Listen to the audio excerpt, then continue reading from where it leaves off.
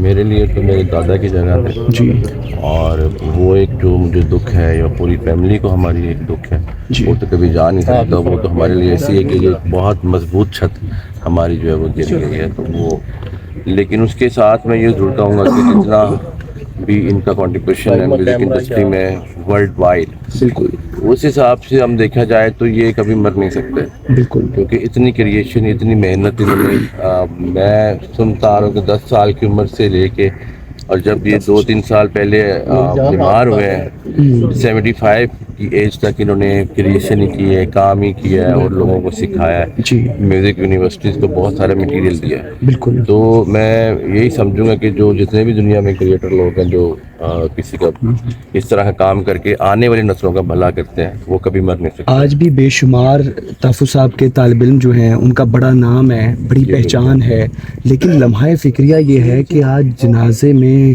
بہت ہی اس طرح ان کے شاگردوں ہم کی نے اس شمولیت طرح اناؤنس نہیں کیا تھا کیونکہ ان کا فزیکلی ان کی جو بیماری تھی اس حساب سے ہمیں جلدی کرنا پڑا سارا کچھ.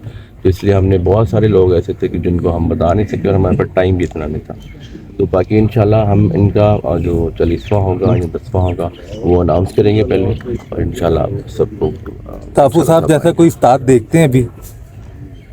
جی یہ بات تو نہیں ہے کہ جیسا وہ ایک ہی ہیں, جیسا کیا ہوتا ہے تو وہ ہیں ہی ایک. تو وہ ایک تحفظ خان صاحب جو ہے وہ ایک ہی ہے نا, ان کا نمبر ایک کوئی ہے 1-2 والی بات نہیں ہے. تحفظ صاحب کا جو جانے کے بعد خلا پیدا ہوا, آنے والے دنوں میں کیا یہ خلا پر ہو سکتا ہے؟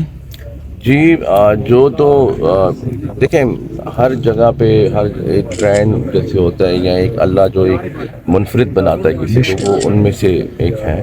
تو میں یہی سمجھتا ہوں کہ اتنی محنت کرنی پڑے گی. 65 سال کی 70 سال کی صرف ریاضت ہے ان کی. بالکل تو وہ صرف انہوں نے محنت ہی کی ہے ساری زندگی. انہوں نے کبھی, میں نے ان سے جو سیکھا ہے زندگی میں نے یہی سیکھا کہ انہوں نے کبھی ہار نہیں مانی. بھلے بیماری تھی, بھلے ایج تھی, بھلے کچھ بھی تھا, انہوں نے ہر کام کو بہت چیلنج لے کے کیا.